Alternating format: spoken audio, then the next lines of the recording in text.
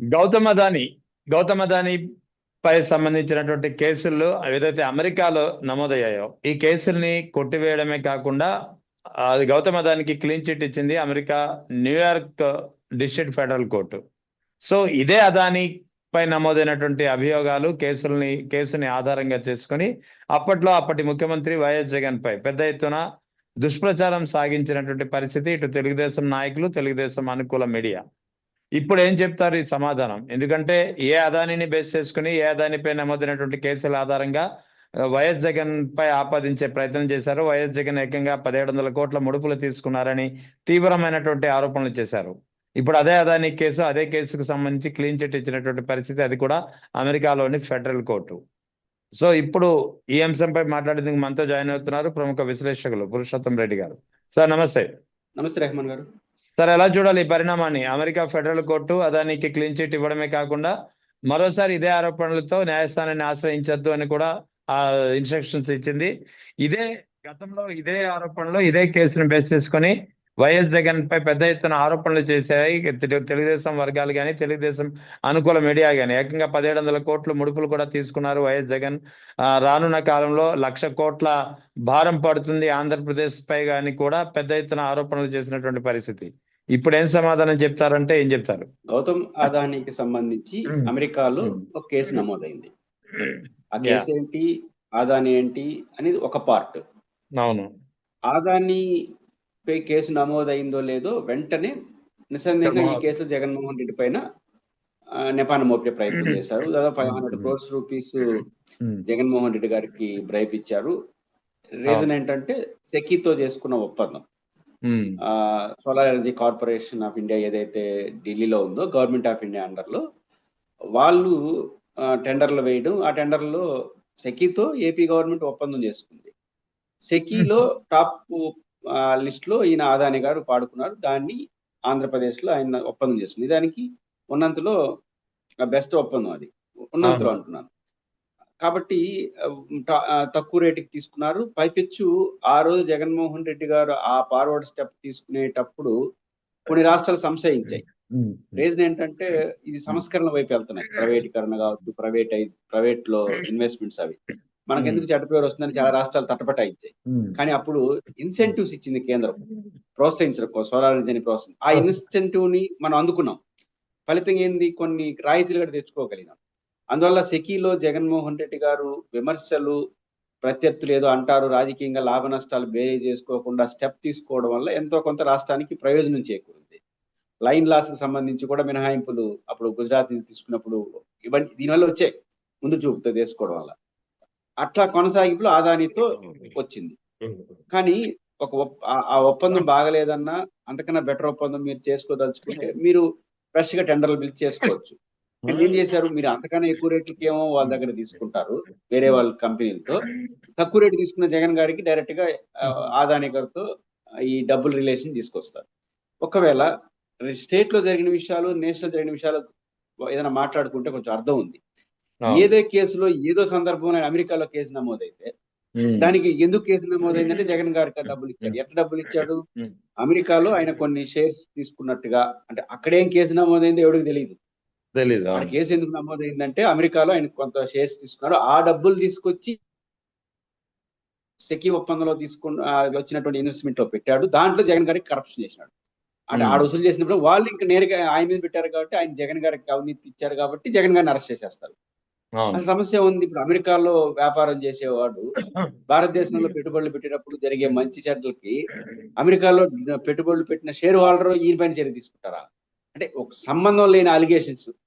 అదానీ అనగానే కొంత జగన్మోహన్ రెడ్డి గారితో బాగుంటారని అదానీ చెప్పిన ఆయన రాజ్యసభ నత్వాని ఇచ్చారు. ఇవన్నిటి దృష్టిలో పెట్టుకొని మెడ చుట్టేద్దాము అని చుట్టారు. ఎంతవరకు చుట్టారు? ఆయన అరెస్ట్ కాబోతారు త్వరలో. అమెరికా పోలీసులు వచ్చేస్తున్నారు అరెస్ట్ చేయడానికి అని కూడా కథనాలు వచ్చాయి. అమెరికా చెప్పేంత వరకు ఒకనొక పరాకాష్కి యాడ్ జరిగిందంటే ఆయనకి అమెరికన్ ఫుడ్ అలవాటు లేదు కదా, జైల్లో ఉంటే బ్రెడ్ పెడతారు, అలవాటు చేసుకుంటున్నాడు అనే వరకు తీసుకెళ్ళారు. అంటే ఏ స్థాయిలో పోయి తీసుకొచ్చారు వరుస కథ. కానీ తమాషా ఏంటంటే జగన్మోహన్ రెడ్డి గారు 2 మీడియా హౌసెస్ పైన పరునష్ట దావా వేశాడు ఇదే కేసులో న్యూఢిల్లీ కోర్టులో.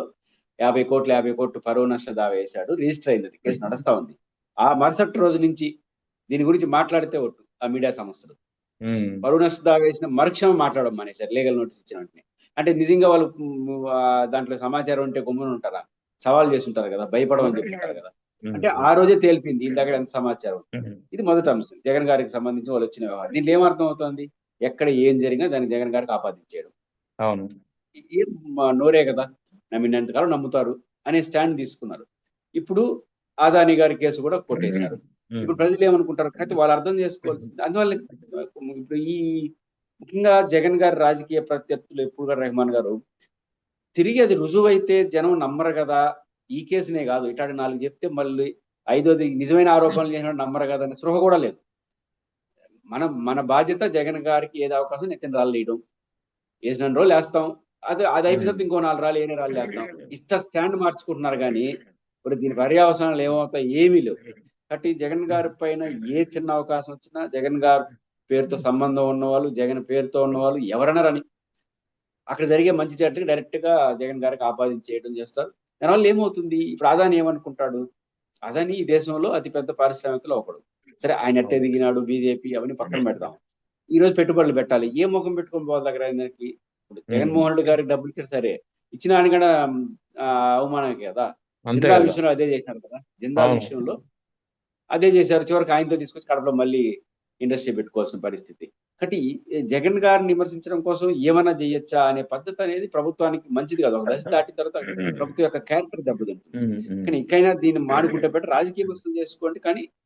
కానీ పరిస్థితులు చూస్తా అంటే మీరు ఏమన్నా చేసుకోండి, సంబంధం లేకుండా సంబంధం ఉన్నా మేము మాట్లాడుతూనే ఉంటాం, జరిగిన రోజులు జరుగుతుంది. ఈ పద్ధతిలో పోతే జగన్ గారు కూడా దానికి మానసికంగా సిద్ధపడిపోయాడు. వాళ్ళకి అలవాటు, మనం ఎదుర్కోవాలి అని మానసికంగా ఆయన కూడా సిద్ధపడిపోయినట్టున్నాడు. కానీ ఇట్లాంటి 4 జరిగినాయంటే ప్రజలు రేపు నిజం చెప్పినా నమ్మలేని పరిస్థితి అయితే వీళ్ళు తెచ్చుకుంటారు. అయితే ఇందాక మీరు చెప్పినట్టు 2 పత్రికలపై ఆయన ఢిల్లీలో వైఎస్ జగన్ పరువు నష్టం కేసు కూడా దాఖలు చేశారు కదా. ఇప్పుడు అమెరికా ఫెడరల్ కోర్టు ఈ కేసులో అదానికి క్లీన్ చిట్ ఇవ్వడంతో ఇప్పుడు ఏదైతే పరువు నష్టం కేసు గతంలో వైఎస్ జగన్ దాఖలు చేశారో దాని గ్రావిటీ పెరుగుతుందా, దానికి ఇంపార్టెన్స్ పెరిగే అవకాశాలు ఉన్నాయా, లేదా విత్డ్రా చేసుకున్నారా? అది లేదు, జగన్మోహన్ రెడ్డి విత్డ్రా చేసుకోడు. కాబట్టి పరువు నష్ట దావా ఎలా ఉంటుంది మీకు తెలుసు కదా, తెలియ లోపల చాలా సంవత్సరాలు పడతాయి. 2 మీడియా హౌసెస్, వాయిదాలు ఇవన్నీ ఉంటాయి. జగన్ గారు ఎక్కడ రాజీ పడినట్టు లేరు. మీకు ఎప్పుడైతే పరువు నష్టం, మామూలుగా మీడియా ఛానల్ పెద్దలు ఏం మాట్లాడతారు, మేము రెడీ, జగన్ గారితోనే జగన్ వాళ్ళ తండ్రితో కొట్లాడినాము, ఇట్లా ఎడిటోరియల్స్ రాసుకున్నారు కదా. ఈ విషయంలో ఎందుకు రాసుకోలేకపోయినారు? అదే కదా. కాబట్టి అక్కడ లేదు విషయం. అంటే ఆ రోజే తెలిపింది, పరువు నష్టం దావా వేసిన మరుక్షణం ఎప్పుడైతే ఆపేశారో దానిపైన వార్తలు, ఆ రోజే ఇది ఫేక్ వార్తలు అనేసి అర్థమైపోయింది. కాబట్టి జగన్మోహన్ రెడ్డి గారు ఇప్పుడు ఆ కేసు కూడా ఉత్తరా చేసుకోవడం వల్ల మరింత బలం, రేపు వాదించేటప్పుడు ఆ కేసే కొట్టేసినారు అని చెప్పే దానికి జగన్ గారికి మరింత నైతిక మద్దతు పెరుగుతుంది. జగన్ గారు, వైఎస్ఆర్ కాంగ్రెస్ పార్టీ కూడా దీన్ని చూసి నేర్చుకోవాల్సింది ఒకటే, వాళ్ళు మారరు, ఆ విషయం క్లియర్ గా ఉంది. మీ రాజకీయ ప్రత్యర్థులు బురద జల్లడానికి ఏ అవకాశాన్ని వదులుకోరు, అది నిజం ఆపదతో సంబంధం లేదు. మీరు నేర్చుకోవాల్సింది ఏంది? వైసీపీ, మీరు లీగల్ గా ఫైట్ ఇకపోతే, ఇట్లాంటి కేసుల్లో స్పష్టంగా వెళ్ళకపోతే వాళ్ళు మారరు. కాబట్టి దీని అనుభవం వాళ్ళు తెలుసుకుని మళ్ళీ ఈ మధ్యకాలంలో భారతీయ గారు కూడా కొన్ని ఛానల్స్ నోటీసులు ఇచ్చారు. కాబట్టి అప్పుడు అయిపోయినాయి. కాబట్టి వైఎస్ కుటుంబం కానీ వైఎస్ఆర్ కాంగ్రెస్ పార్టీ కానీ వాళ్ళ రాజకీయ పరిస్థితి మీ మీద రాజకీయ యుద్ధమే కాదు, సాంస్కృతిక యుద్ధం, అన్నెసరీ కాంట్రడిక్షన్ యుద్ధాలు అన్ని చేస్తూ ఉంటారు. మీరు లీగల్ గా కేవలం రాజకీయంగానే కొట్లాడతాం అనుకుంటే వాళ్ళు అదే మాట్లాడుతుంటారు. వాళ్ళు లీగల్ గా కూడా కొట్లాడాల్సిన అవసరం మీకుందనేది పొలిటికల్ ఫైట్ ఎంతో కల్చరల్ అండ్ లీగల్ ఫైట్ కూడా వైసీపీ అంతే చేయాలి.